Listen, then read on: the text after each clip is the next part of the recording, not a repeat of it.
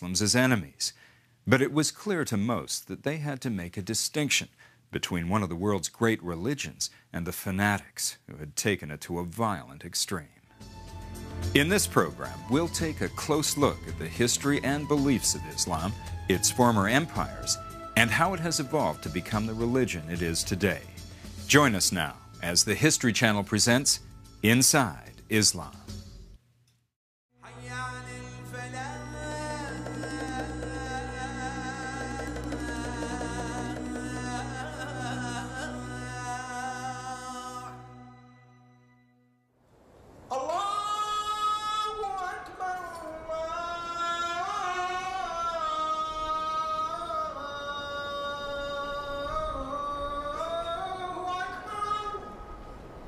It is a sound heard around the world 5 times a day. A simple verse in Arabic, summoning the faithful to prayer, calling them to Islam. The word Islam means submission. Submission is considered the straight path to God.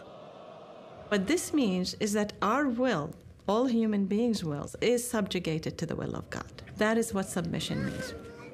Accordingly, a Muslim is one who submits to God. Everything revolves around God. Everything we have, all of our thoughts, ideas, our soul, our body, revolves around God. God is the center of life. The Arabic words Islam and Muslim share as their source a more ancient word common to Hebrew and other related languages. The word that we greet each other with is in Hebrew, Shalom Aleichem, which means peace unto you. In Arabic, it's exactly the same, Assalamu Alaikum. And I think that's very important because Islam itself, the very name Islam, comes from a root which means peace. But many in the West today would never associate peace with Islam. To them, Islam appears to be a hostile religion that gives sanction to violence and terrorism. After September 11, it's very difficult to talk of Islam as a religion of peace and compassion. When you visualize those planes flying into the towers, it's very difficult to explain.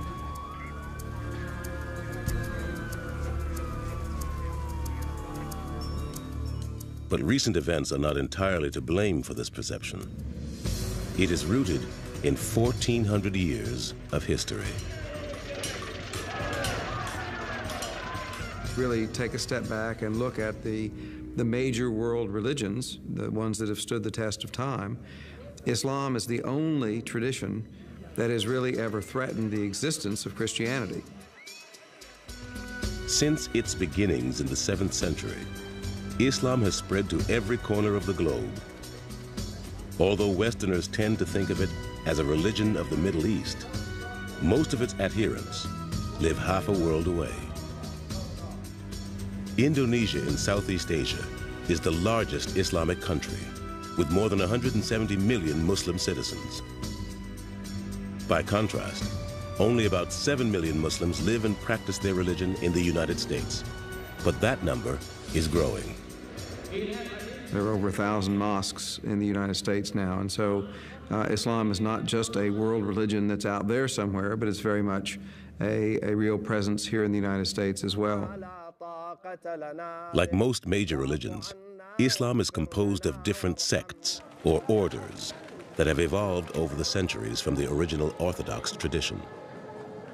The 2 largest are Sunni Islam and Shia Islam. The Sunni make up 85% of the world's Muslim population,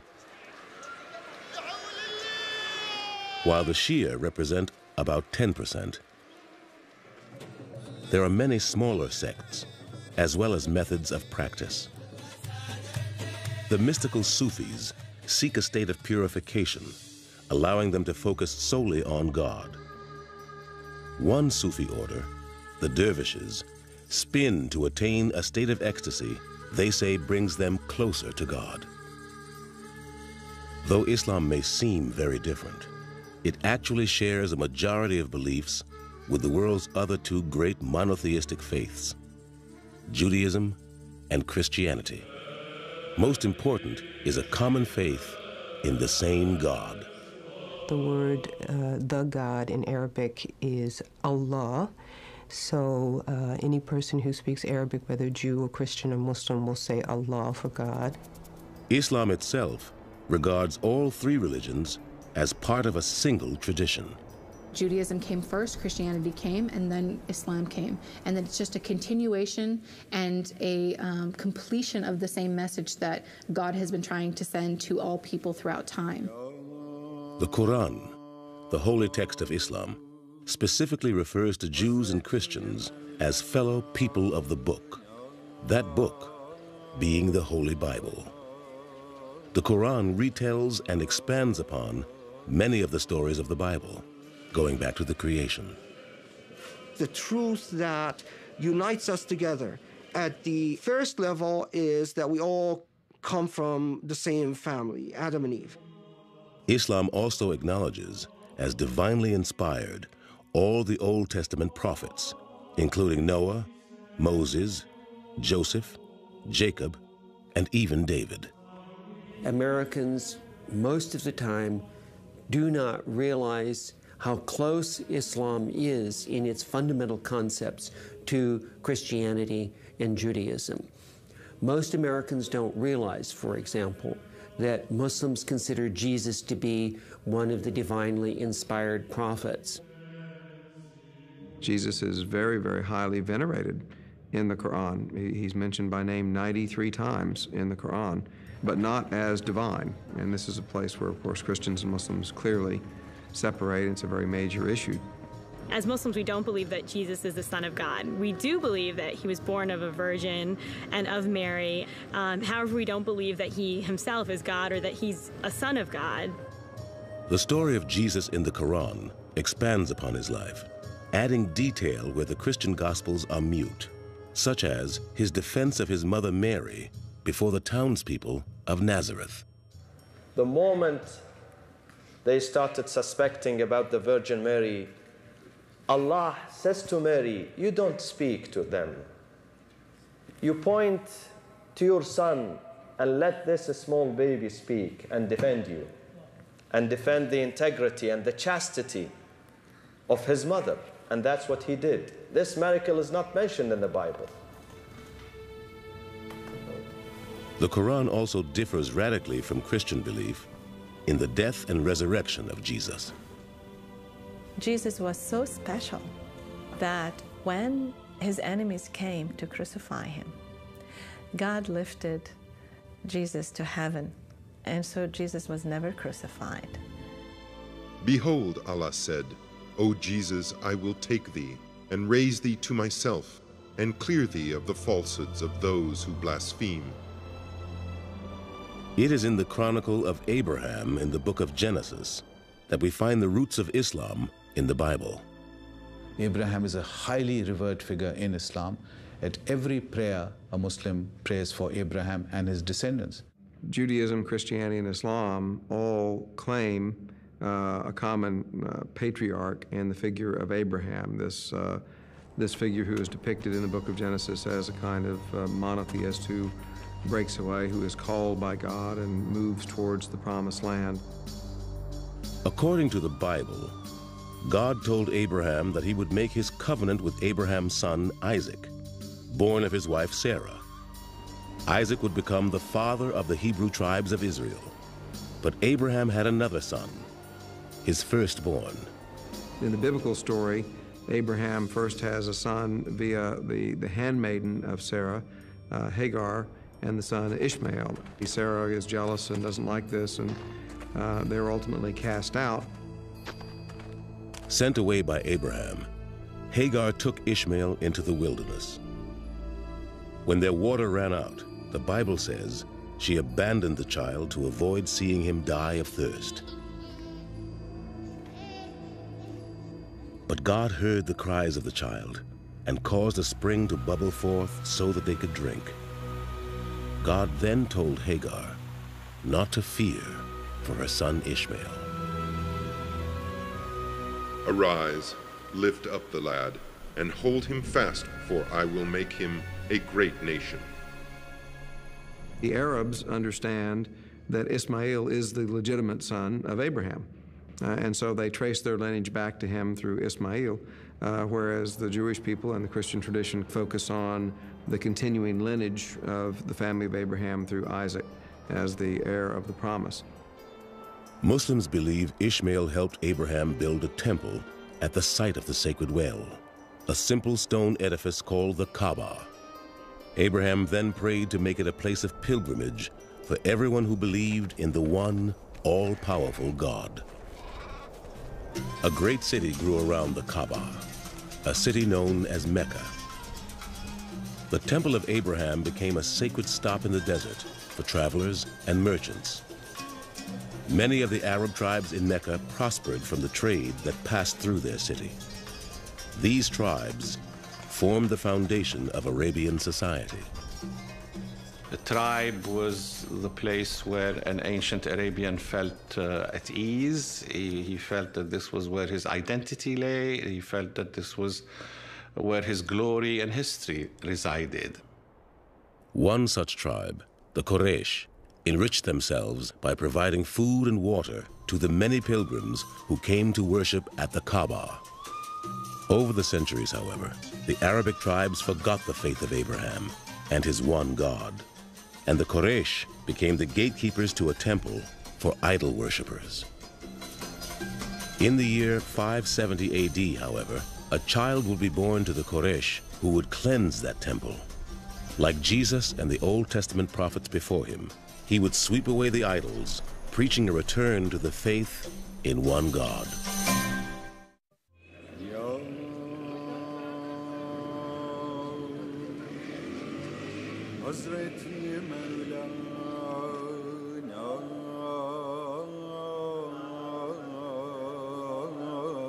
His name is spoken 1,000,000 times a day on the streets of every big city in the world, often accompanied by the blessing, "May peace be upon him." Who was this enigmatic man they call the Prophet of Islam? Muhammad is nothing but a man, a mortal man, meaning that he's not a divine man. No one knows what he looked like. Representations of him were forbidden by the Prophet himself, for fear it might lead to worship of his image. In contrast, in Christianity, there are many representations of Jesus in statues, pictures, drawings. It's hard to enter any Christian church and not see a picture of Jesus. Tradition holds that, like Jesus before him, Muhammad was born under the sign of a brilliant star. Legend has it, the child's umbilical cord was mysteriously cut without human help. About his early life, we don't know much because as Islamic history developed, Muhammad's life began to be shrouded in legends. What is known is that Muhammad's father died before his birth, leaving the boy unprotected and vulnerable in a strongly patriarchal society. His mother Amina took him to live in the house of his grandfather, Abdul Muttalib, an elder in the clan of the Quraysh. According to the custom of his clan, the young Muhammad was soon sent away on a journey meant to prepare an Arab child for a difficult life. He is said to have spent his early days, probably until the age of 5 or 6, with a Bedouin tribe in the desert. Once, while he played with the Bedouin children in the wilderness, Muhammad was said to have been beset by a heavenly host. 2 angels descended to earth and opened up the boy's heart, removing from it a black spot. The idea is, of course, to suggest that this was a boy from whom sin had been removed. As he grew, Muhammad began traveling with his uncle to learn the profession of the caravan, a business vital to the Meccan tribes. Eventually, by the age of 20 or so, he joined the commercial activity of the city and became a caravaneer, or acting as an agent for various Meccan merchants. Known as Al-Amin, the trustworthy, Muhammad was frequently asked to lead the caravans of other merchants, including those of the wealthy widow Khadija. She recognized something special in Muhammad and soon offered to be his wife. He agreed, even though she was 15 years older. She was independently wealthy. She was a businesswoman.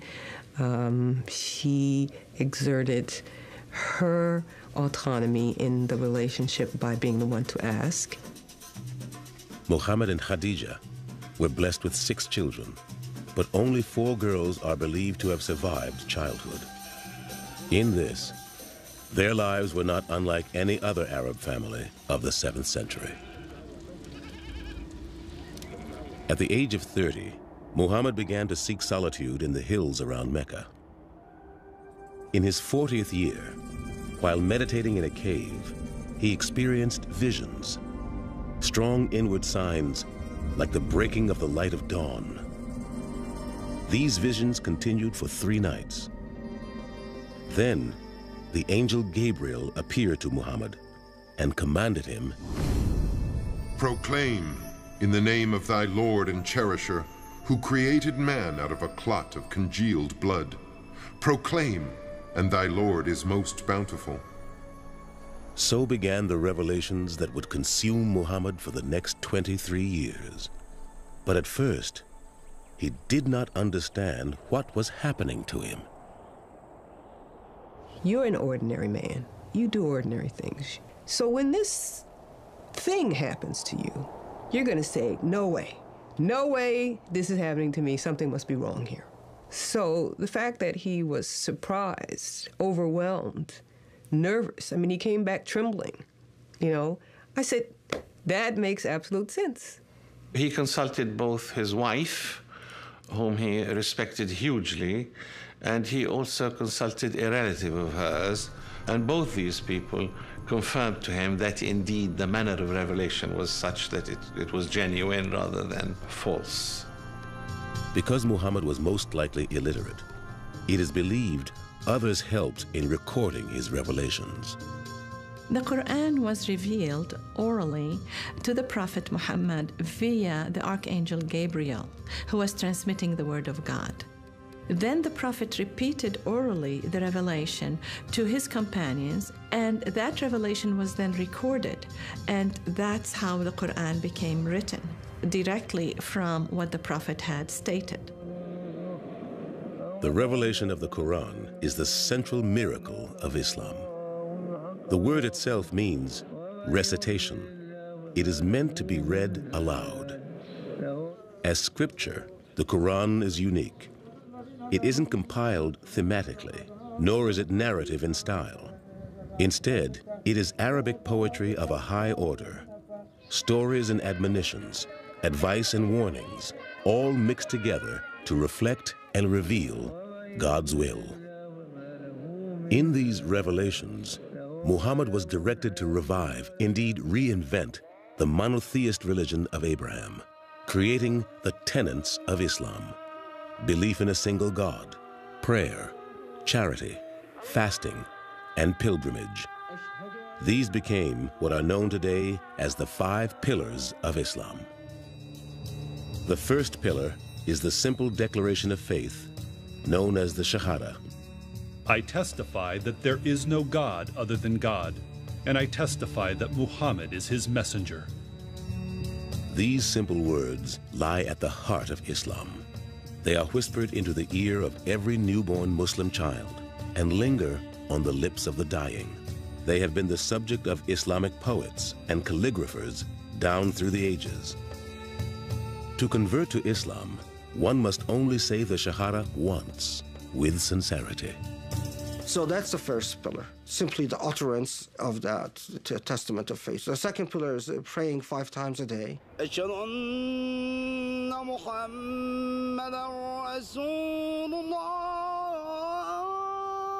Called the Salah, these ritual prayers are said while facing the city of Mecca.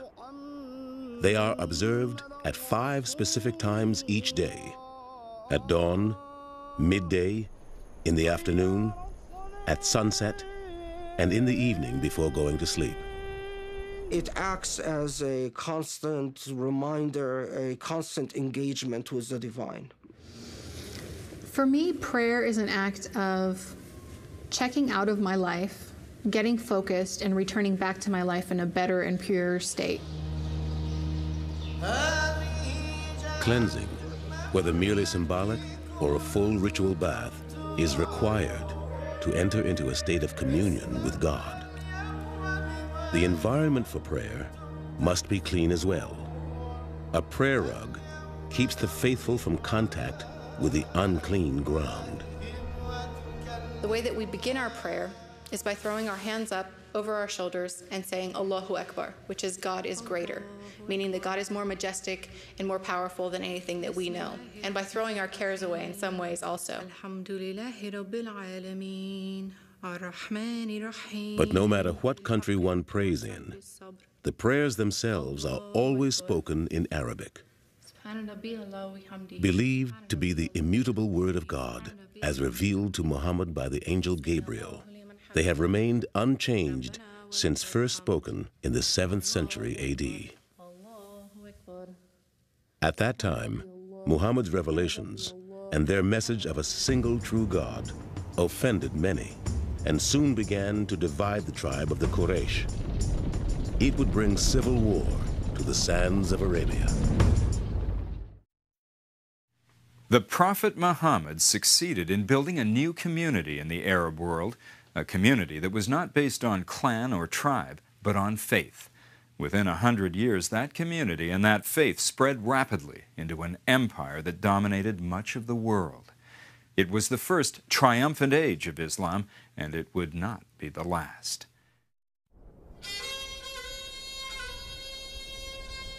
By the year 622 AD, Muhammad and his small community of Muslims were preaching their religion openly on the streets of Mecca.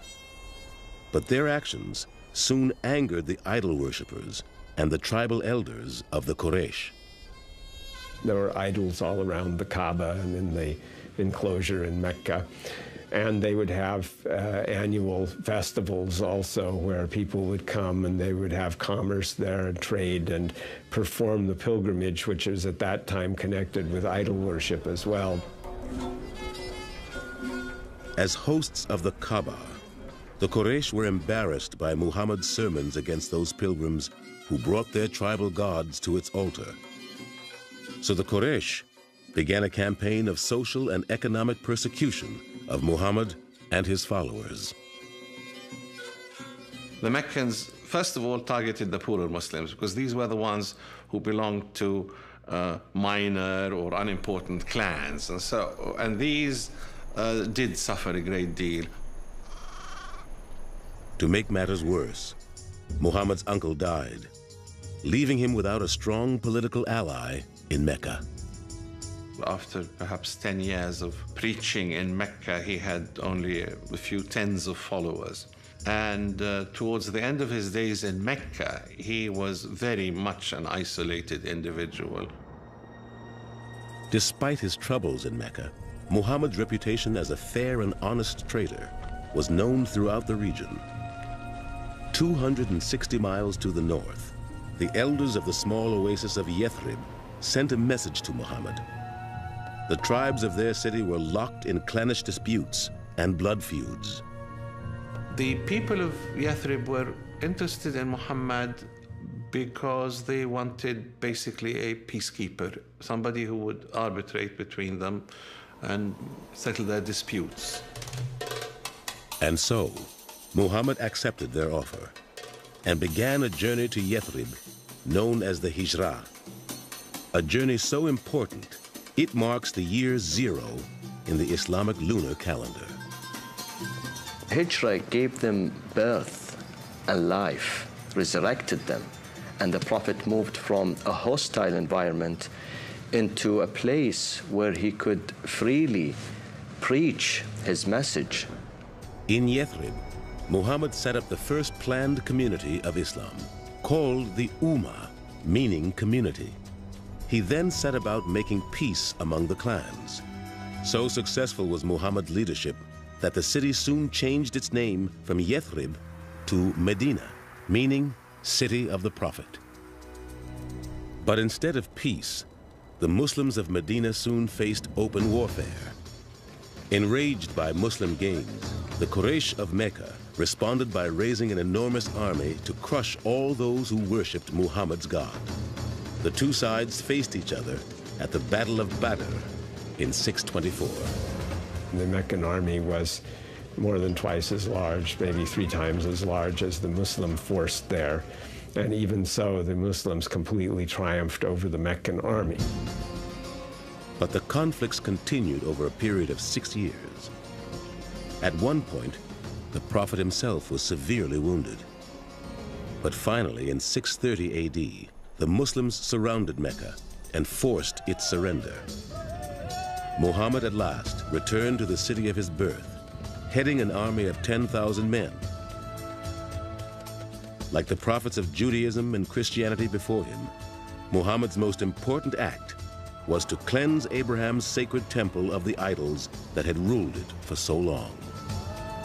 He came up to an icon of the Virgin and Child, and he covered it with his cloak, and he said, "Wash everything else, but keep this in place." Muhammad then turned to the Meccans, who had made war against him. But instead of punishing them, he offered them their freedom on the condition they cease fighting.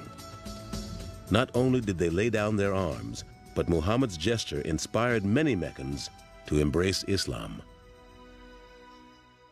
The next year, 631 AD, was called the Year of the Ambassadors for the many delegations from Arab tribes who came to pay tribute to the Prophet and to convert to Islam. 1 year later, on June 8th, 632, Muhammad died of fever. He was 62. At that time, Muslims controlled the entire Arabian Peninsula. Within 15 years or so, the Muslims have acquired an empire. They became the superpower of the time. There was a kind of a roller coaster of conquests. Within a century, the Empire of Islam encompassed an area larger than that of Rome at its peak. It was ruled by the first royal dynasty of Islam, the Umayyads. The Umayyads were a family of Meccan nobles before Islam who also became Muslims and became the rulers or caliphs or khalifas in Arabic after 661 until 750. And they presided over the Muslim state, its largest territorial extent from Morocco and Spain in the west to China and India in the east. And with every conquest, thousands converted to the new religion, some at the edge of a sword. But the vast majority of conquered people embraced Islam slowly over generations. For several centuries after the rise of Islam, Muslims continued to rule as a minority. The order that the Muslims brought with them was one which was more favorable to the local communities, so that the local communities decided that it's in their interest, actually, to live under Islam. As fellow people of the book, Jews and Christians were generally exempt from forced conversion to Islam, since they too submitted to the one God of Abraham. We have reports, for example, that in the early period, in a place like Damascus, Christians and Muslims worshipped together in the same place. And everywhere they went, the Muslims established a civilization built upon the values of the Koran, as exemplified by the 5 pillars of Islam, the sacred duties of every Muslim. After the devotional prayers of the Shahada and the Salah, the 3rd pillar of Islam is the alms tax, or zakat. Charity is heavily emphasized in the Quran. If you compare what the Quran says in terms of regulating, let's say, the modesty of women, to what the Quran says about charity, there's no comparison. The charity is emphasized 10 times more. The zakat is required of all Muslims with the ability to contribute. So everything that you own, you take 2.5% and you give it. You pay it directly to the poor. Today, local mosques or Muslim community organizations usually collect the zakat. But unlike tithing in a church, the zakat cannot be used to pay for the operation of a mosque. Instead, it must be entirely distributed to those in need.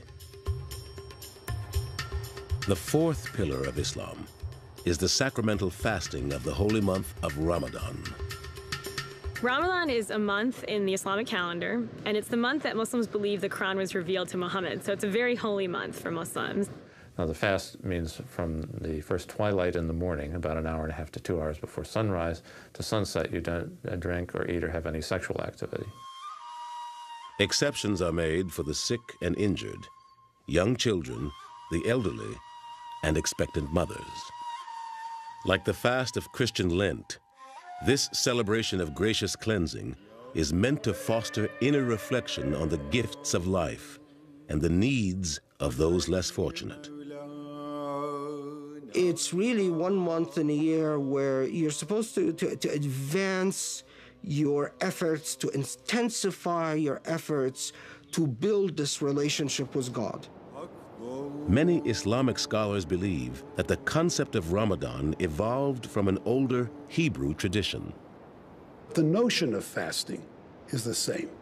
And the notion of fasting is, it seems to me, in both traditions, if you want to develop and cultivate in people a sense of compassion for the poor, you can't do it just by preaching.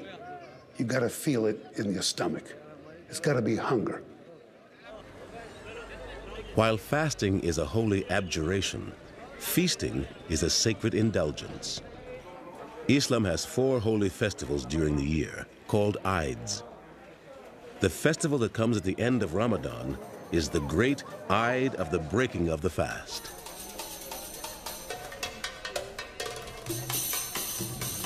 Another holy festival celebrated only by the Shia falls during the month of Muharram in the Islamic lunar calendar. It commemorates the death of Hussein, the grandson of the Prophet Muhammad. Hussein's death in 680 AD marked the first great schism of Islam, when the Shia split from the Sunni. The only difference revolves around the succession to the Prophet. Who is entitled to succeed the Prophet and lead the nation? The Sunni believe that the leader of the Muslim community should be elected, while the Shia maintain that the leaders should be descended from Muhammad. The Shias believe that Ali, the son-in-law of the Prophet, should have become the first Caliph or first ruler of Islam after the Prophet. As the son of Ali and one of the Prophet's daughters, Hussein was said to have been chosen by God to lead the Muslims. But the Umayyads had other ideas. He was massacred with all his family members, even the infants, and all his companions. 72 people were killed. The Umayyads, who later became Sunni, continued to rule for another 70 years. But constant Shia rebellions eventually brought about their downfall. In 750 AD, the first House of Islam collapsed. But the erosion of the old empire would also give rise to a new golden age of Islam.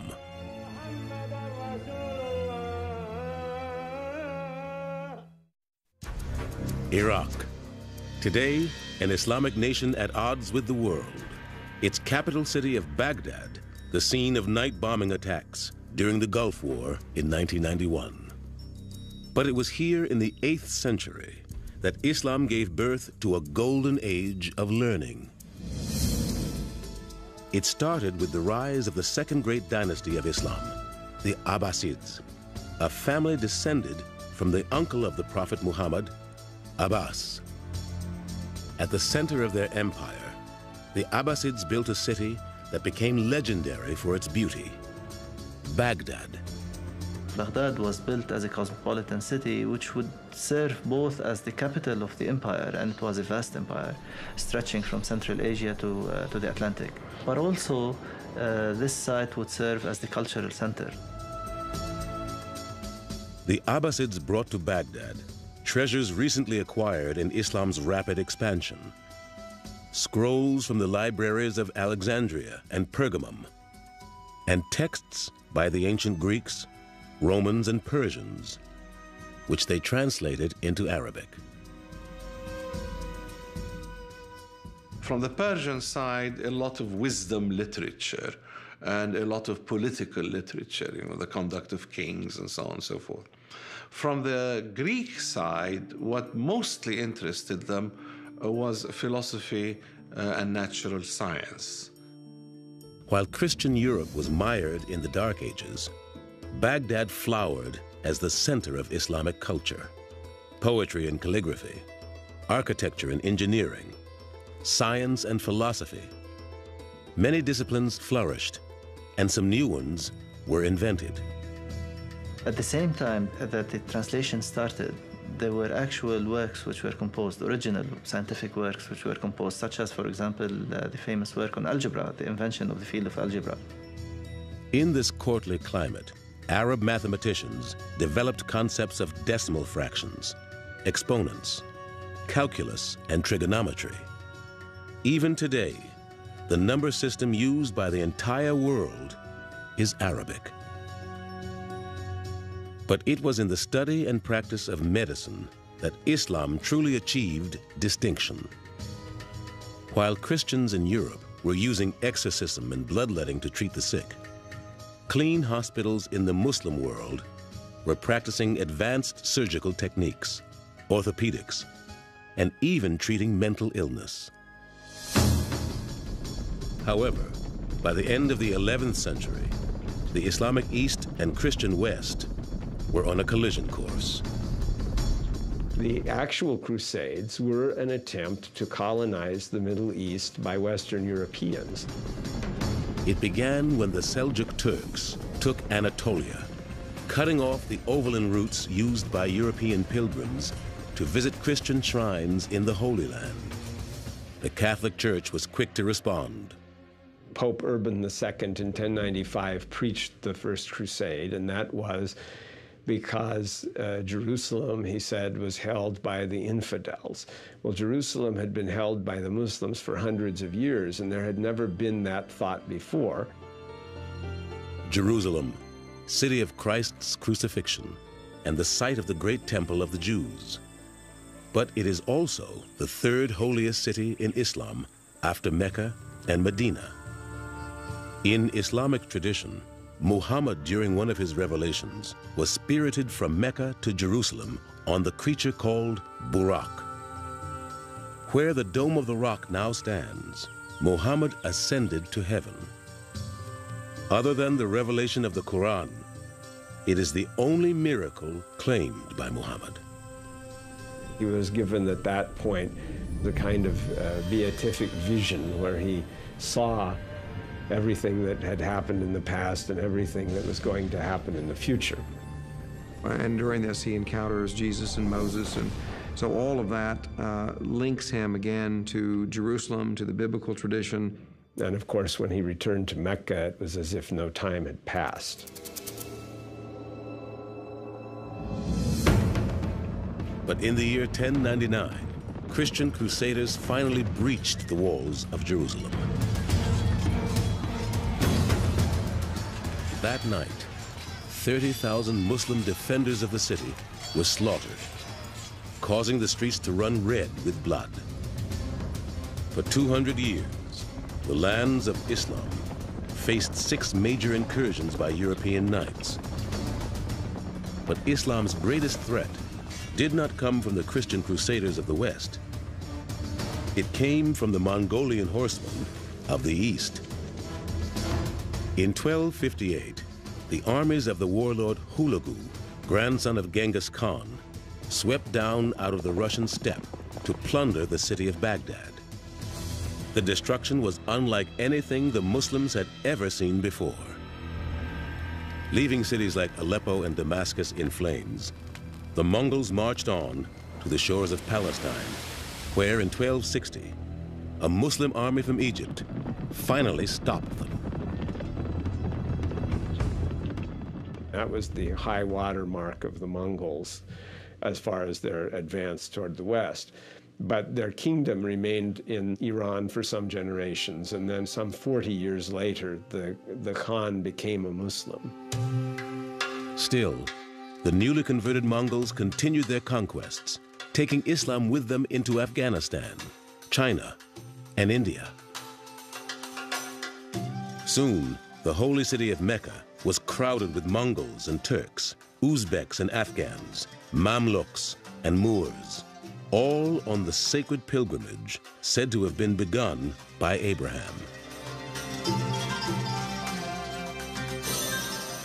It is the last of the 5 pillars of Islam, the journey to Mecca, known as the Hajj. Hajj is an experience which is very unique. It's a journey to God. You are journeying to God, going to His house. The trip is required of all Muslims at least once in their lifetime.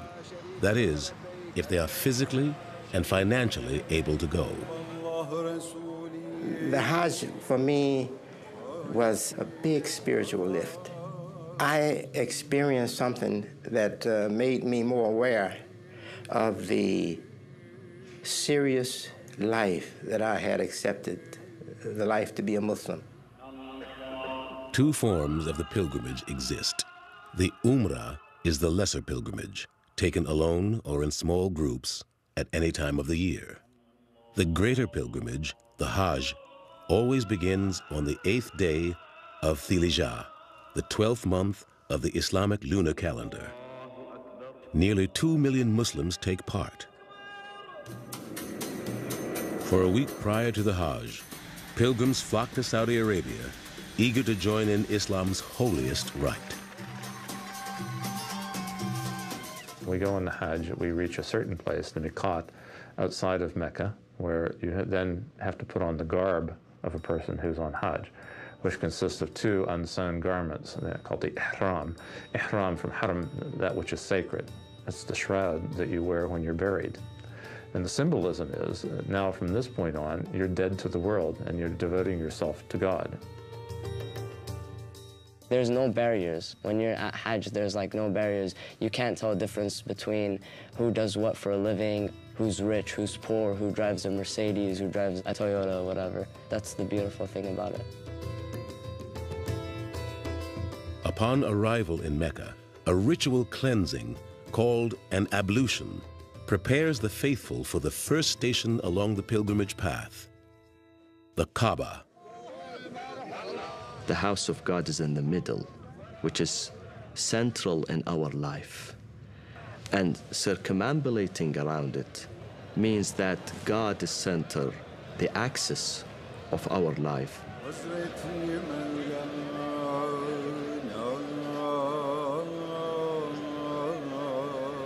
Said to have been built more than 4,000 years ago by Abraham himself, the Kaaba, which actually means cube in Arabic, has been rebuilt many times over the centuries. The Kaaba is always kept draped in a black cloth called the kiswa. Replaced every year, it is embroidered by hand in gold thread with verses of the Koran. And then we march between 2 small mountains, Safa and Marwa, reiterating what Hagar, the wife of Abraham, did when she was searching for water for her son, Ishmael. Today, the entire length of this ancient path is protected under one roof and fully air-conditioned. This march between 2 mountains 7 times back and forth represents our struggle in life. The next morning, 2 million pilgrims descend upon the otherwise desolate plain of Arafat, 7 miles outside the city of Mecca. Here, the Muslims spend the entire day and much of the next night in quiet prayer and meditation, confessing their sins to God. We stay 1 whole day in the desert with nothing with us. Just like the day we were born, we had nothing.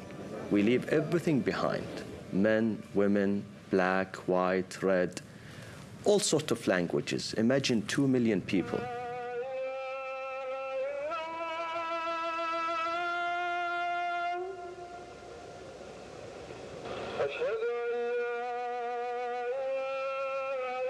On the final day of the Hajj, the pilgrims travel to the small town of Mina, outside Mecca. Here they stop to throw 7 tiny stones at a granite pillar. Based on a tradition established by the Prophet Muhammad, it symbolizes the stoning of the devil and the rejection of sin. If someone performs the pilgrimage sincerely and correctly, then their sins are forgiven for what they did before, and that is considered a repentance that God hopefully will accept. Before departure, a last prayer service is said around the holy Kaaba. So sacred, it is the object every Muslim must face while praying, no matter where in the world they may be. For me, I'll never forget what it was like to see the Kaaba for the first time. You spend your life praying 5 times a day in the direction of Mecca. You spend your life envisioning it and remembering it as a place where Prophet Muhammad lived. I remember that I instantly started crying and that tears were streaming down my face because it was almost like returning home for me. I felt closer to God. Today, the many faces of Islam can still be seen on the Hajj in Mecca. Muslims from all over the world converge here to wash away their sins, commune with God, and find spiritual renewal. Their diversity is Islam's strength. It is precisely that strength that would give Islam another great age with the rise of the Ottoman Empire. The writings of great thinkers like Aristotle and Plato, which formed the basis of modern Western culture, may not have been preserved were it not for Islamic scholars. During the Dark Ages, barbarian hordes invaded Western Europe and destroyed every Greek and Roman text they found. But Muslim scholars had translated these writings into their native tongues, thereby preserving them for future generations. Like Judaism and Christianity, Islam is a religion born in the arid lands of the Middle East. Yet, at least one Islamic society came of age in Western Europe. In the year 711, 7,000 Muslims from North Africa landed on the southern tip of the Iberian Peninsula. They named the massive rock they found there after their leader, calling it Tariq's Mountain, Jubal Tariq in Arabic, Gibraltar in Spanish. It was here in Spain that Islam gave shape to a truly remarkable civilization. A civilization is judged by its libraries, by its public baths, by its open debate, by the interaction of cultures and freedom and tolerance. And here we had exactly these things 1,000 years ago in Spain.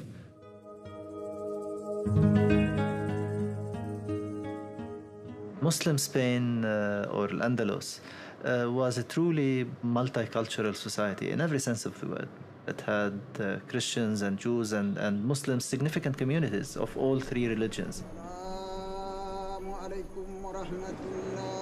In this region, today known as Andalusia, Muslim architects built the captivating terracotta courtyards and the breathtaking mosques of Cordoba and Seville. The West would call the Muslims who settled here the Moors, and they would bring Islam to a new cultural zenith in Spain. Horticulture, navigation, astronomy, medicine, chemistry, mathematics, a great deal of that really came to us through Spain into Europe from the Islamic civilization.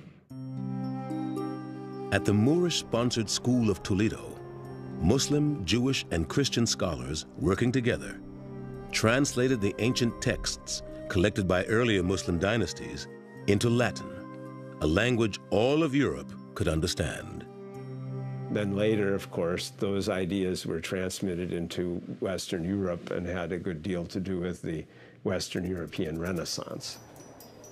But this rarefied atmosphere of religious tolerance and scholarly collaboration did not last. In the 13th century, Catholic forces began the Reconquista, the Christian reconquest of Spain. By the late 1400s, Only the enclave of Granada remained under Muslim rule. But by 1492, it too fell to the Christians, bringing an end to more than 7 centuries of Islamic rule. But elsewhere in the world, Islam was on the rise. By the end of the 15th century, throughout the Muslim world, you had a series of great and very successful military states, the great sultanates. In West Africa, you had the great Songhai Empire, you had the Safavid Empire in Iran, and in India, you had the first real political military unification of India under, again, an Islamic sultanate. On the Indian subcontinent, the Mughals, a Muslim dynasty descended from Genghis Khan, ruled over an empire so large, it comprised nearly 1/5 of the world's population. Here, an Islamic culture of learning and enlightenment once again blossomed. It was a time when India, in a sense, reached a new peak of glory. You had an incredible flourishing of art, of architecture, of literature, of prosperity. And it culminated in the period of Shah Jahan, who created the Taj Mahal, one of the most beautiful buildings in the world. But it was the rise of another Islamic sultanate that would prove a direct threat to the West. In 1453, Constantinople, the capital of the Christian Byzantine Empire, fell to Muslim troops. After more than 1,000 years of Christian rule, the Turkish Ottomans transformed the ancient Greek city into the capital of their ever-expanding Islamic empire. They renamed it Istanbul, meaning Islam in abundance. At the top of the Ottoman bureaucratic pyramid was the Sultan, an Arabic title meaning ruler. Sultans were military commanders whose mission was to protect Islamic society. The sultans lived in the opulent palace of Topkapi, designed to reflect the grandeur of the Ottoman court. Also housed here, in luxurious quarters of carved wood and glazed tile, were the women of the sultan's extended family, the harem. The term comes from the Arabic word haram, meaning forbidden. The Orientalist school of European artists depicted them as dens of sin and opium, even though most of these writers and painters had never even been to the Middle East, let alone seen an Ottoman harem. The image usually coming out of these accounts is that the harem in general is a secluded place, is a dangerous place to enter. It would seem that these accounts reflect more the fantasies of the people who wrote them. In fact, the harem was the nerve center of the royal household. Among the wives and concubines housed within were the mothers of future sultans. Thus, the harem commanded significant political power. These were not isolated people. They were not lazy. They were not invisible. They were engaged in the economic life, invested in long-term trade as well as internal trade. They built endowments, charitable endowments, soup kitchens, mosques, schools, and the like. But the harem also underscores a significant difference between Islam and the Judeo-Christian tradition. According to the Holy Koran, Muslim men are permitted to marry more than one wife. Marry women of your choice, 2 or 3 or 4.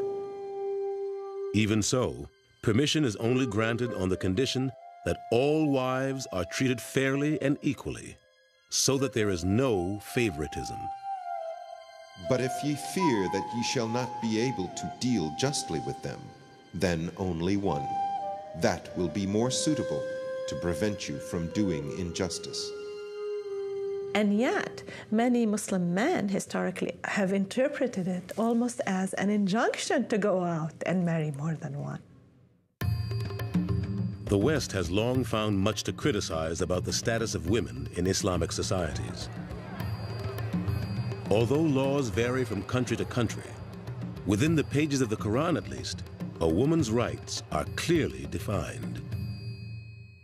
The Quran intended to eradicate many negative practices and attitudes towards women, and did so in explicit terms. The Quran actually granted women the right to own property, to receive an inheritance, and to have a choice in their own marriage and divorce. The Quran also granted women the right to vote, 1,300 years before Western societies even considered it. I think it's very interesting that a lot of feminists overlook the fact that, in this country in particular, women only got the right to vote in the last 100 years. Still, in some areas of the Islamic world, many women live harshly restricted lives. To the average Westerner, the traditional head covering worn by Muslim women, the hijab, has become a symbol of oppression. I remember particularly walking down the street, and a woman was looking very intently at me, staring very intently. And she came up and she walked directly up to me and she put her hand on my shoulder and she said, "Honey, you're in America now. You don't have to wear that here." To me, the hijab is just 45 inches of material. It's ironic that it has become such a pivotal issue of concern, both within the Muslim community and for non-Muslims. The covering of one's head is an aspect of several major religions. Today, many Christians and Jews continue to honor this ancient symbol of humility before God. Likewise, some Muslim women choose to wear the hijab only during prayer and other religious occasions. I don't wear the hijab. I decided not to wear it. I think modesty is something that comes from the inside out. It's not just about one scarf, one piece of cloth. That doesn't make you a good Muslim. To read it literally, the Quran requires modesty of both women and men. But the specific choice of covering, from the total concealment of the Afghan burqa to the slightly more revealing chador of Iran, reflect cultural preferences, not the edicts of Allah. Islam was never meant to be a religion that oppresses women. It's just turned out that way because of the way it's manipulated by people who are really expressing their own culture that's patriarchal and tribal and is a reflection of what the society was like before Islam came to the world. Yet, by the end of the 18th century, no veil could protect Islam from the intrusion of the West.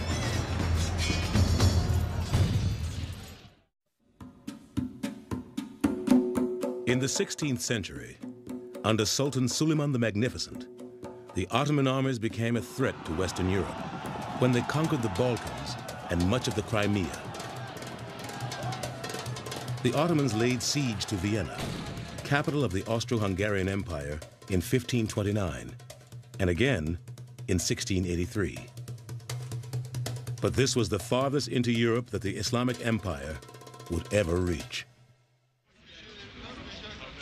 By the 18th century, the Ottomans could no longer keep pace with the emerging Western European powers. The question of why that change took place is one that is embedded, I think, in the broader developments of world history. That the real difference in the 18th century is the coming of the Industrial Revolution.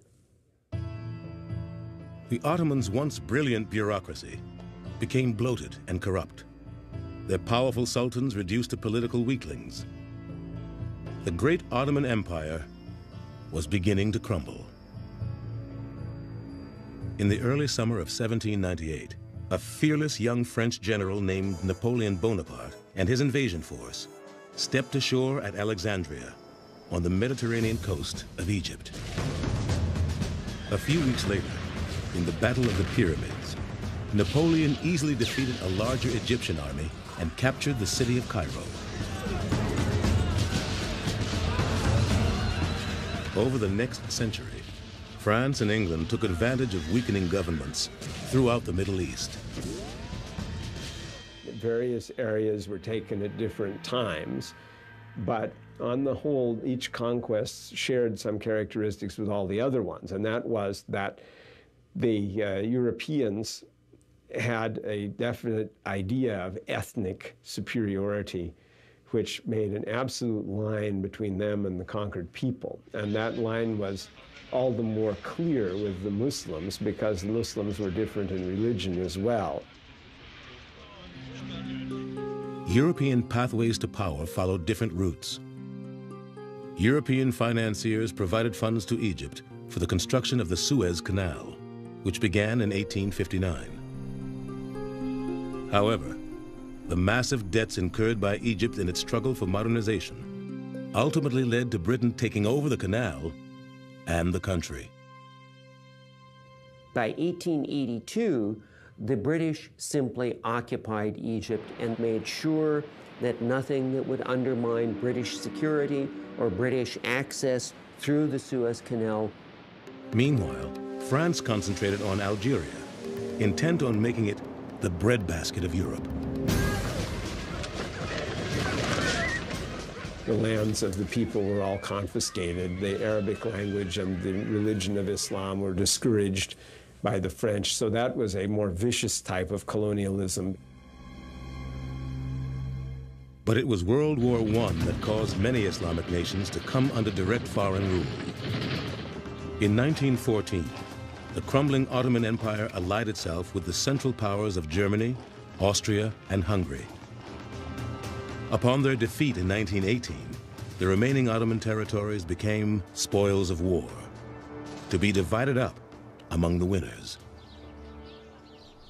Britain obtained control of Egypt, Palestine, and Arabia.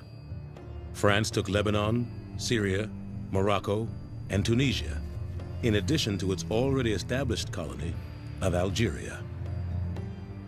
What this does is that effectively it deconstructs and dismantles the system of authority that Islam had developed over 1,200 years.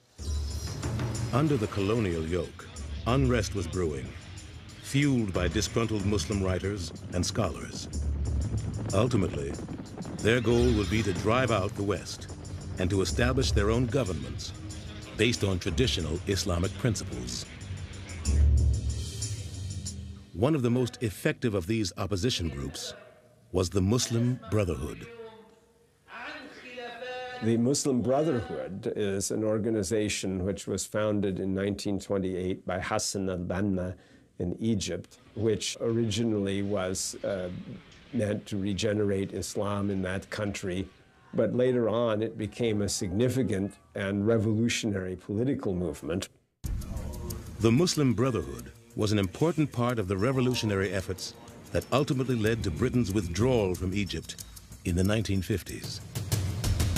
Elsewhere, after World War II, other colonies found their own routes to independence. Some peaceful, others bloody. Yet some of these fledgling nations didn't return to traditional Islamic ideals. Instead, many new states fell under power-hungry secular and authoritarian governments, often corrupt reflections of the Western colonialism from which they won their freedom. Most people in the West forget that one of the most important heritages of imperialism throughout the world, and in particular in the Middle East, is that imperialism brought to the Middle East real ideas and skills in having central authoritarian governments. The groups resisting these new forms of rule became known as Islamists, whose message is reflected in the words of Sayyid Qutb, leader of the Muslim Brotherhood. It is necessary to revive that Muslim community, which is buried under the debris of the man-made traditions of several generations, and which is crushed under the weight of those false laws and customs which are not even remotely related to the Islamic teachings.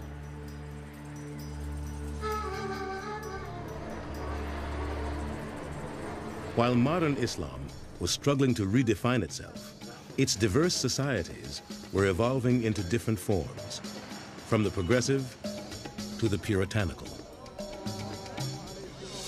One particularly influential and puritanical Islamic movement has become well known to the West in recent years: Wahhabism, which has its roots in the 18th century.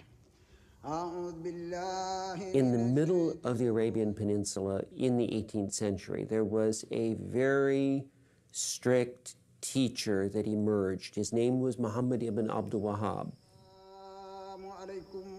Muhammad ibn Abdul Wahhab achieved a fanatical following among the Bedouin tribes of Arabia by preaching an ascetic, puritanical form of Islam. His followers, the Wahhabis, first gained political power when they forged an alliance with the House of Saud, an ancient royal Arabian bloodline. You had a tribal chieftain, Muhammad ibn Saud, and a puritanical teacher, Muhammad ibn Abdul Wahhab, creating then a system which is the foundation for the Saudi state that was created in the 18th century. These Saudi leaders became the royalty of modern-day Saudi Arabia. And so that the foundation of the Saudi state then today is this combination of a desert warrior spirit with a mission of puritanical Islamic reform. Thanks to the abundant fossil fuels welling up from their ancestral homelands, the Saudi royal family commanded a new source of wealth: oil. With these riches came power, and Wahhabism grew in influence throughout other parts of the Middle East. Petrodollars earned from Middle Eastern oil enriched the Saudi royals.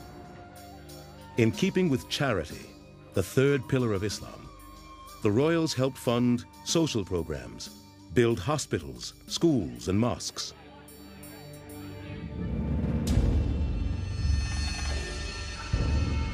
But some extremists have taken that wealth and put it to violent ends, attacking Western interests under the banner of jihad. Jihad. It is a concept so integral to Islam, many Muslims believe it constitutes a sixth pillar of the faith. But many Muslim scholars and practitioners decry the simplistic warlike interpretation of the term. The Arabic to English translation of jihad is struggle, and a sacred struggle or a holy struggle, but it is first and foremost an inner struggle. Growing up in America as a Muslim, I had friends who were dating, I had friends who were drinking, doing all kinds of things that weren't permissible in Islam. And for me, that was my jihad. That was my struggle to deal with those temptations and overcome them and say, you know, this is something that my religion doesn't allow. The greater jihad is to struggle against your base desires. The lesser jihad is to struggle against an enemy. It is a radical interpretation of this lesser definition of jihad, with which most of the world is now too tragically familiar. Over Muslim history, the term jihad has more often meant just war. So it is a kind of just warfare, and that, in the modern sense, is very often determined to be defensive war against external aggressors. Even so, the Quran places restrictions on those who would wage this type of warfare. Fight in the cause of Allah, those who fight you, but do not transgress limits, for Allah loveth not transgressors. In Muslim warfare, it's prohibited to kill women and children, to kill non-combatant civilians, for example. These things are all completely prohibited. Yet recent events have shown that for many thousands of Muslims, the end justifies the means in their definition of holy war.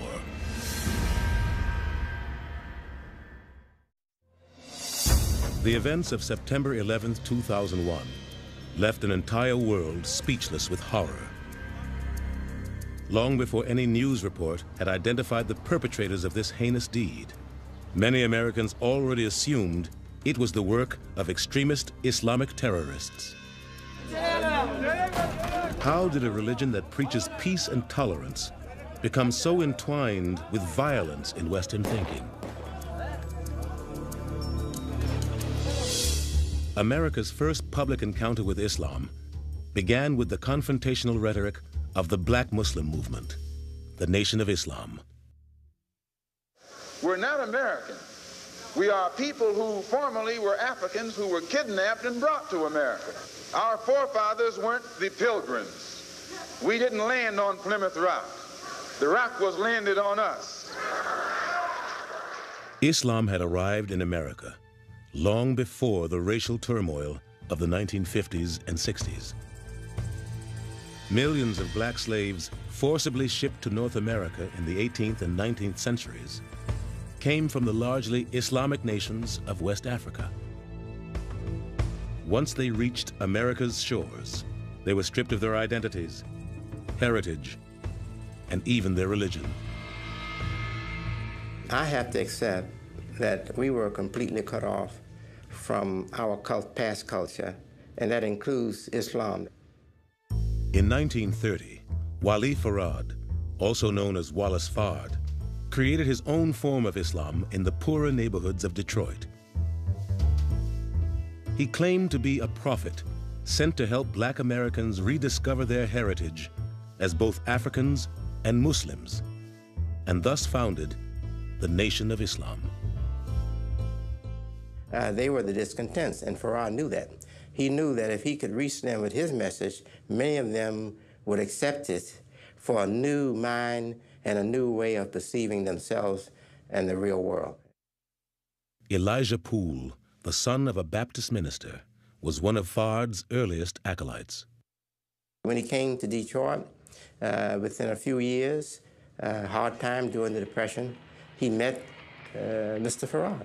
He made such an impression on my father that he had my father as a willing and obedient servant till death. Poole changed his name to Elijah Muhammad and became the chief minister of the Nation of Islam. In 1934, he took over the organization and over the next 3 decades, gradually transformed it into a powerful political force. Yes, sir. But I represent to you God in person. One new member was Malcolm Little, whose part Egyptian mother had exposed him to Orthodox Islam in childhood. While an inmate at Norfolk State Prison in Massachusetts, Little became aware of Elijah Muhammad's movement. He was doing, I think, 11 or 14-year sentence when he heard my father. After joining the Nation of Islam in 1948, Malcolm Little adopted the last name of X as a rejection of what he termed his slave name. No, what was your name? Yes, sir. And why don't you now know what your name was then? Where did it go? Where did you lose it? Who took it? And how did he take it? After his release from prison in 1952, Malcolm X became the national spokesperson for the Nation of Islam, increasing membership and spreading Elijah Muhammad's word. But the ideology of the Nation of Islam cast the white man as the devil, a view not shared by Orthodox Islam, or even Malcolm X. Wrestling with his private beliefs and public role, Malcolm X was seen as a threat to the organization. In 1964, he was expelled. Not long after, he set off on what became his pivotal pilgrimage to Mecca. It was on the pilgrimage to Mecca that his eyes were really open. He looked around and he said, my goodness, you know, there are people with blonde hair and blue eyes and people with very dark skin, and he saw that Islam was a religion of people of all races and all nationalities. And that really sort of gave the lie to some of what he was being taught by Elijah Muhammad. Malcolm X returned from Mecca preaching an enlightened view of Islam, what many today call traditional or global Islam. His charisma And his power as a personality was so great that all eyes were on him, and he came to the truth of the separation between the Nation of Islam and global Islam. And he did it in the public, he did it on stage, he did it on camera. But this philosophical stance displeased more conservative members of the Nation of Islam. In 1965, as he spoke before a meeting of the Organization for Afro-American Unity, Malcolm X was gunned down by a group who many believe were conspirators from within the Nation of Islam. Despite his death, however, Malcolm X's vision of Islam would continue to steer the movement. When Elijah Muhammad passed away in 1975, his son assumed a new leadership role. When the son, Waris Dean Muhammad, took over the organization, he had already made that transition with Malcolm. And I told them, we are Muslims now, we are following the Koran. We should identify more clearly with Muslims all over the world. In 1976, W. Dean Muhammad changed the name of his father's movement to the World Community of Al-Islam in the West. And today, most African American Muslims worship side by side with Muslims of all races and colors from every corner of the world. Some, however, rejected this reform and became followers of Louis Farrakhan's splinter group, which he also named Nation of Islam. But Americans were soon to be faced with more images of Muslims at odds with the West. This time, the flashpoint was Israel. From its birth in 1948, Israel has been the focus of a bitter territorial dispute. Many of its early opponents were not Muslims, but Palestinian Christians. In recent years, however, the conflict has taken on the qualities of a holy war. 1967. In the Six-Day War, Israel successfully crushed the military forces of the threatening Arab states. The victory would only escalate the tensions in the Middle East. 12 years later, Americans would awaken to the fact that they too were targets of rage, this time from fundamentalist Muslims.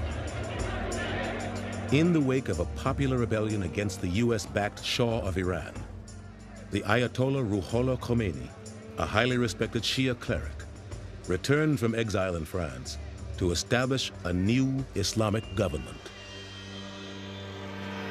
The Ayatollah's revolution, which symbolized the response of ordinary Iranians, was also a response to modernity itself. How far would the modern age impinge on and change traditional life in Iran? A lot of people felt there were too many changes taking place and too fast. Because it was seen as an ardent supporter of modernity at the expense of Islamic values, the US was cast as the Great Satan. In 1979, Iranian revolutionaries seized the American embassy in Tehran, holding its diplomatic personnel hostage for 444 days. The Ayatollah Khomeini was now transformed from an Ayatollah talking of religion and theological matters into a practical ruler. Now, the big question, of course, is how a cleric transfers or transforms from a man of scholarship into a man of administration. And sometimes that transformation is not a very successful one. In 1981, the forces of Islam turned against one of their own.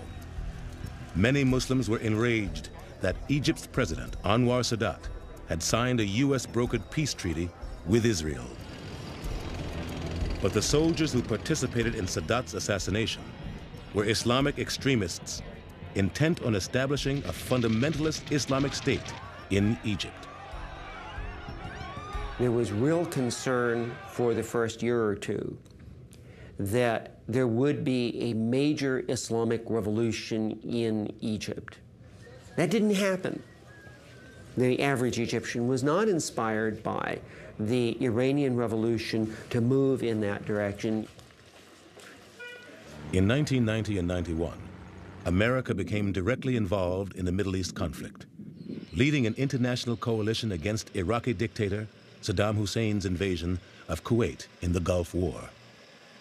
Hussein's aggressive campaigns, however, had no connection with Islam. Saddam Hussein is far from an Islamic figure. He is a military dictator, he's a tyrant, he tortures, his citizens disappear. He's gassed and killed the Kurds up in the north, he's killed and bombarded the Shias in the south. But remember that he has a certain symbolic significance for the Arab world, because people are giving a choice to themselves. Do we support a Muslim ruler, however bad, or do we support America, which is attacking a Muslim ruler? In more than 50 years of Arab-Israeli conflict, the world has witnessed a multitude of atrocities committed in the name of Islam. Assassinations, hijackings, and more recently, suicide bombings.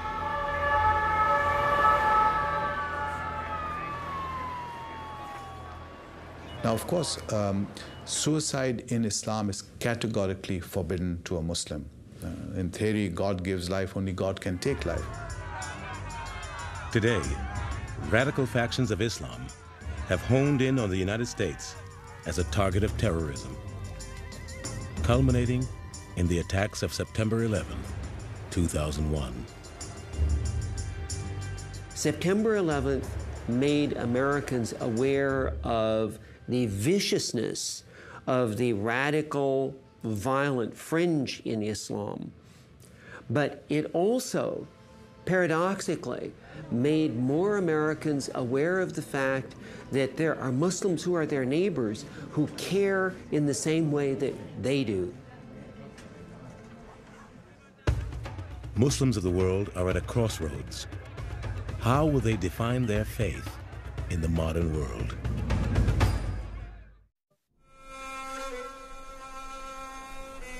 For all Muslims, it is said every new day is a challenge to live an exemplary life.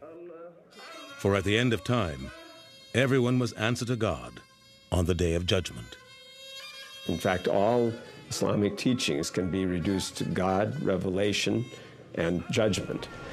And the idea of judgment is the motor vehicle which drives the Muslim life along, because the purpose of life is not just this life of the world, but is to attain peace in the afterlife. For those who do not walk the straight path to God, the depths of perdition have many layers. Hellfire is the place of punishment for the people who commit evil here and who do not repent. And there are various degrees, and that is not dissimilar really from medieval Christian teaching on this point. For those who submit to the will of God and seek repentance for their sins, a great reward awaits. Paradise would be a place where there would be no suffering, and that is the reward of those who do good in the test of this life. But when Judgment Day arrives, Muslims believe they will not look on the face of God, because God has no form that humans can possibly comprehend. Allah is He who raised the heavens without any pillars, and it is He who spread out the earth and set thereon mountains standing firm, and flowing rivers, and fruit of every kind. Behold, verily in these things there are signs for those who understand. But until the Day of Judgment, Muslims must live in the physical world, with all its troubles, influences, and challenges. That, some Muslims feel, is becoming increasingly difficult, and some are responding with violence. Here we have a hijacker committing suicide, violating the Quran, taking the lives of people, violating the Quran, twice over. And we have to ask ourselves, what is going on in the Muslim world? And what is going on in the Muslim world is a lot of confusion, a lot of anger, a sense of injustice. So you have a paradoxical situation emerging in the minds of these young men that they can violate the Quran itself by committing suicide and killing innocent people because the situation demands it. So we are seeing a desperate time in the Muslim world. Hijackers, hostage takers, suicide bombers. These are the images many associate with Islam. But do these extremists represent the religion's true message? Even though people know that there are a lot of things that Christians have done, they tend to talk about the teachings of Jesus as though that somehow represents Christianity, not what Christians have actually done. And then they look at Islam and don't know what the Quran says or what Muhammad taught through his sayings and actions, but see the behavior of extremists and think that represents Islam. It is understandable to fear those terrorists who claim to act in the name of Islam. However, nerve gas attacks in the Tokyo subway, IRA bombings in Britain, the carnage in Oklahoma City, these and other recent events show us that Islam holds no monopoly on terror. After the Oklahoma City bombing, we did get a letter in the mail with a clipping about the bombing, and somebody had put a post-it note on it saying, "Look what your people have done." In the end, it turned out that a white American man was responsible, Tim McVeigh, so I guess they were right. It was one of my people who did it because I'm American too. Islam is a dynamic religion that thrives in some of the most modern places on earth and struggles in many of the most troubled. I feel that the saddest thing that has happened to Islam in the contemporary age is the Arab-Israeli conflict. Why? Because it has become, among so many people, impossible to attempt to talk about Islam, think about Islam, engage Islam without immediately thinking about this one bloody conflict that won't go away. There's going to be a peace sooner or later, either by exhaustion or by attrition or by imposition. There'll be a peace. Now, there is the religious communities have to prepare the heart right now so that the wounds can be healed, so that people can talk together. Though the Islamic world has freed itself from colonial rulers, thus far, few stable and fair governments have emerged to replace them. Islamic societies, once cultural, scientific, and political world pioneers, are suffering crises of leadership, both political and intellectual.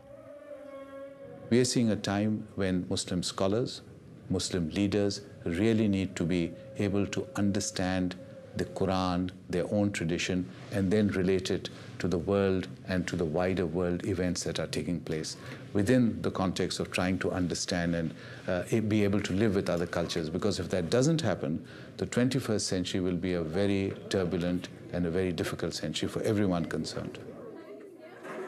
These different Muslim groups, the African Americans, the Pakistanis, the Egyptians, the Palestinians in America, all of us should be seeking opportunity to come together and have discussion of what Islam is for us in any part of the world and what Islam is for us in this democracy.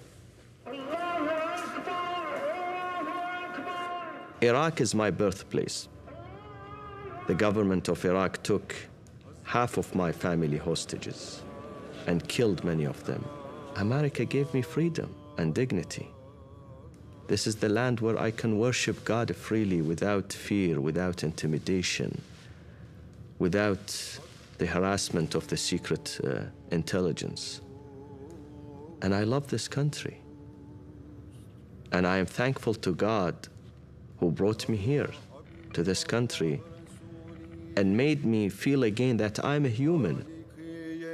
This is a time when religion has to show its real soul. If we don't, I think it will be a confirmation that religion is passé. More than that, that it's a negation of all of the healthy dreams that all of us have for the future. The biblical imperatives are pretty clear. The two greatest commandments are to love God and to love your neighbor as yourself. And so the question becomes immediately, well, who is my neighbor? Well, surely Jesus wasn't saying only people who look like you and think like you and who worship exactly like you, but it's clearly a reference to other human beings. It is in everybody's interest that our worlds do not collide, but rather reinforce each other, because we all are hoping for the same thing. We all believe basically in the same things. And when we think we don't, it's only because we have looked at each other as stereotypes, not as human beings.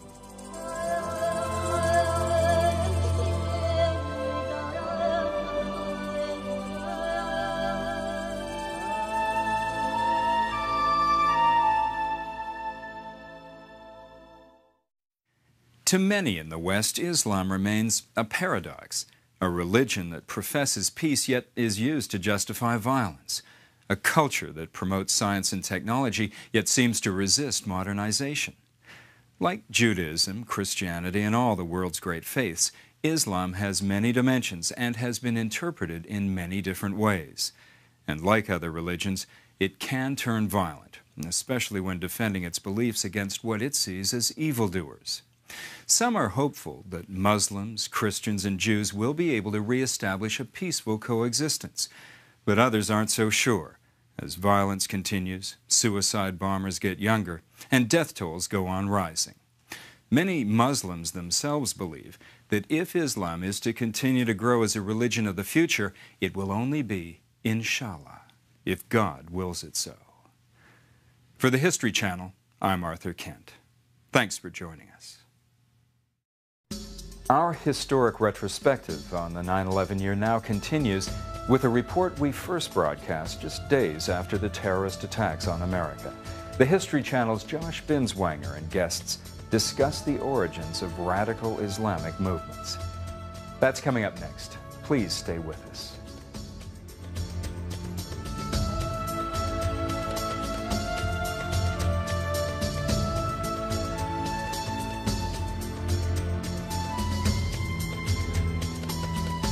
It's very difficult to talk of Islam as a religion of peace and compassion. When you visualize those planes flying into the towers, it's very difficult to explain.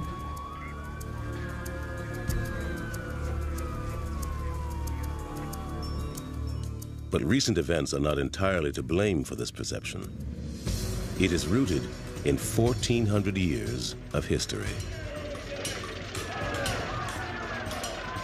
Really take a step back and look at the major world religions, the ones that have stood the test of time.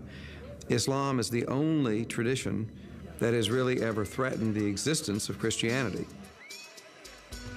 Since its beginnings in the 7th century, Islam has spread to every corner of the globe. Although Westerners tend to think of it as a religion of the Middle East, most of its adherents live half a world away. Indonesia in Southeast Asia is the largest Islamic country, with more than 170 million Muslim citizens.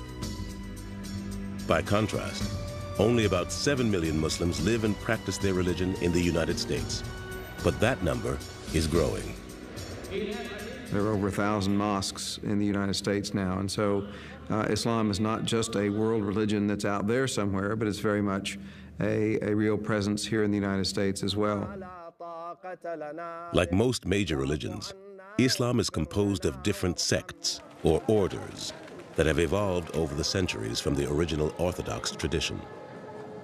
The two largest are Sunni Islam and Shia Islam. The Sunni make up 85% of the world's Muslim population, while the Shia represent about 10%. There are many smaller sects, as well as methods of practice. The mystical Sufis seek a state of purification, allowing them to focus solely on God. One Sufi order, the dervishes, spin to attain a state of ecstasy they say brings them closer to God. Though Islam may seem very different, it actually shares a majority of beliefs with the world's other two great monotheistic faiths. Judaism, and Christianity. Most important is a common faith in the same God. The word the God in Arabic is Allah. So any person who speaks Arabic, whether Jew or Christian or Muslim, will say Allah for God. Islam itself regards all three religions as part of a single tradition. Judaism came first, Christianity came, and then Islam came. And then it's just a continuation and... However, the Arabic tribes forgot the faith of Abraham and his one God. And the Quraysh became the gatekeepers to a temple for idol worshippers. In the year 570 AD, however, a child would be born to the Quraysh who would cleanse that temple.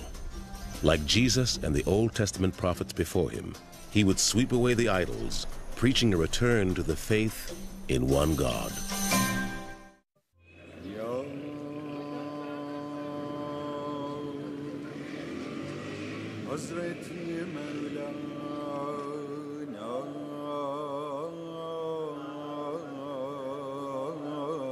His name is spoken 1,000,000 times a day on the streets of every big city in the world, often accompanied by the blessing, "May peace be upon him." Who was this enigmatic man they call the Prophet of Islam? Muhammad is nothing but a man, a mortal man, meaning that he's not a divine man. No one knows what he looked like. Representations of him were forbidden by the Prophet himself, for fear it might lead to worship of his image. In contrast, in Christianity, there are many representations of Jesus in statues, pictures, drawings. It's hard to enter any Christian church and not see a picture of Jesus. Tradition holds that, like Jesus before him, Muhammad was born under the sign of a brilliant star. Legend has it, the child's umbilical cord was mysteriously cut without human help.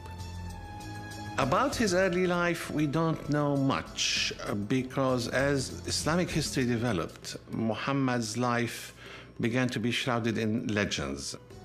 What is known is that Muhammad's father died before his birth, leaving the boy unprotected and vulnerable in a strongly patriarchal society.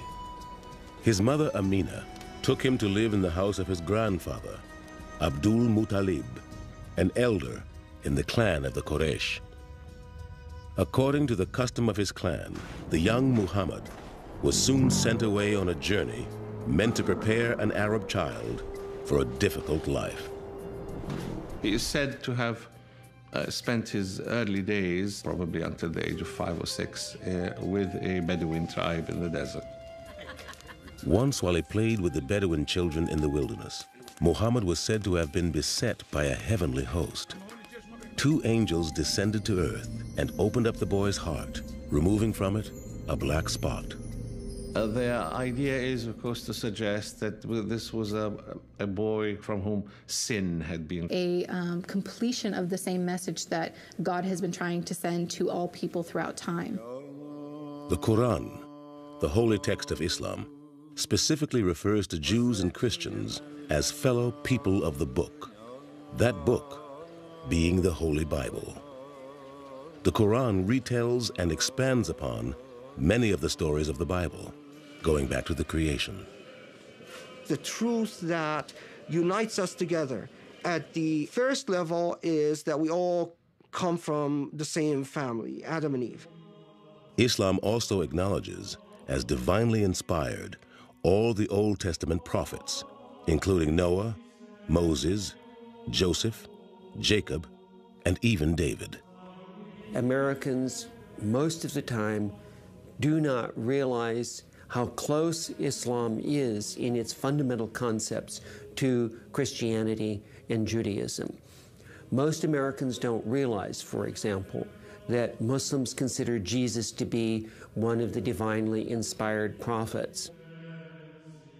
Jesus is very, very highly venerated in the Quran. He's mentioned by name 93 times in the Quran, but not as divine. And this is a place where, of course, Christians and Muslims clearly separate. It's a very major issue. As Muslims, we don't believe that Jesus is the Son of God. We do believe that he was born of a virgin and of Mary. However, we don't believe that he himself is God or that he's a son of God. The story of Jesus in the Koran expands upon his life, adding detail where the Christian Gospels are mute, such as his defense of his mother Mary before the townspeople of Nazareth. The moment they started suspecting about the Virgin Mary, Allah says to Mary, you don't speak to them. You point to your son and let this small baby speak and defend you, and defend the integrity and the chastity of his mother. And that's what he did. This miracle is not mentioned in the Bible. The Quran also differs radically from Christian belief in the death and resurrection of Jesus. Jesus was so special that when his enemies came to crucify him, God lifted Jesus to heaven, and so Jesus was never crucified. Behold, Allah said, O Jesus, I will take thee, and raise thee to myself, and clear thee of the falsehoods of those who blaspheme.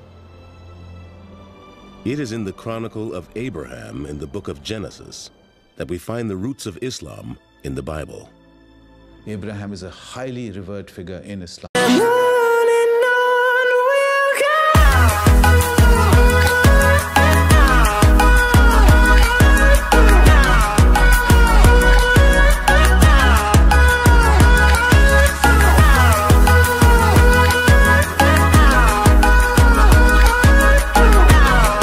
Regard all Muslims as enemies, but it was clear to most that they had to make a distinction between one of the world's great religions and the fanatics who had taken it to a violent extreme.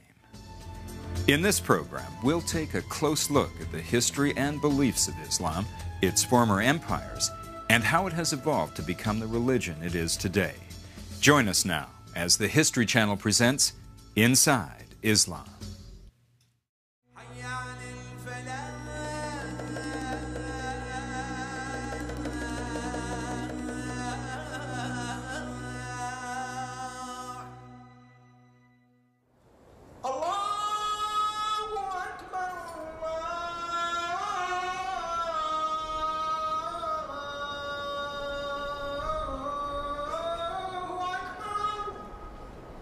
It is a sound heard around the world 5 times a day. A simple verse in Arabic, summoning the faithful to prayer, calling them to Islam. The word Islam means submission. Submission is considered the straight path to God. What this means is that our will, all human beings' wills, is subjugated to the will of God. That is what submission means. Accordingly, a Muslim is one who submits to God. Everything revolves around God. Everything we have, all of our thoughts, ideas, our soul, our body, revolves around God. God is the center of life. The Arabic words Islam and Muslim share as their source a more ancient word common to Hebrew and other related languages. The word that we greet each other with is in Hebrew, Shalom Aleichem, which means peace unto you. In Arabic, it's exactly the same, Assalamu Alaikum. And I think that's very important because Islam itself, the very name Islam, comes from a root which means peace. But many in the West today would never associate peace with Islam. To them, Islam appears to be a hostile religion that gives sanction to violence and terrorism. After September 11, at every prayer, a Muslim prays for Abraham and his descendants. Judaism, Christianity, and Islam all claim a common patriarch in the figure of Abraham, this figure who is depicted in the book of Genesis as a kind of monotheist who breaks away, who is called by God and moves towards the promised land. According to the Bible, God told Abraham that he would make his covenant with Abraham's son Isaac, born of his wife Sarah. Isaac would become the father of the Hebrew tribes of Israel. But Abraham had another son, his firstborn. In the biblical story, Abraham first has a son via the handmaiden of Sarah, Hagar, and the son Ishmael. Sarah is jealous and doesn't like this, and they're ultimately cast out. Sent away by Abraham, Hagar took Ishmael into the wilderness. When their water ran out, the Bible says she abandoned the child to avoid seeing him die of thirst. But God heard the cries of the child and caused a spring to bubble forth so that they could drink. God then told Hagar not to fear for her son Ishmael. Arise, lift up the lad, and hold him fast, for I will make him a great nation. The Arabs understand that Ishmael is the legitimate son of Abraham. And so they trace their lineage back to him through Ishmael, whereas the Jewish people and the Christian tradition focus on the continuing lineage of the family of Abraham through Isaac as the heir of the promise. Muslims believe Ishmael helped Abraham build a temple at the site of the sacred well, a simple stone edifice called the Kaaba. Abraham then prayed to make it a place of pilgrimage for everyone who believed in the one all-powerful God. A great city grew around the Kaaba, a city known as Mecca. The Temple of Abraham became a sacred stop in the desert for travelers and merchants. Many of the Arab tribes in Mecca prospered from the trade that passed through their city. These tribes formed the foundation of Arabian society. The tribe was the place where an ancient Arabian felt at ease. He felt that this was where his identity lay. He felt that this was where his glory and history resided. One such tribe, the Quraysh, enriched themselves by providing food and water to the many pilgrims who came to worship at the Kaaba. Over the centuries,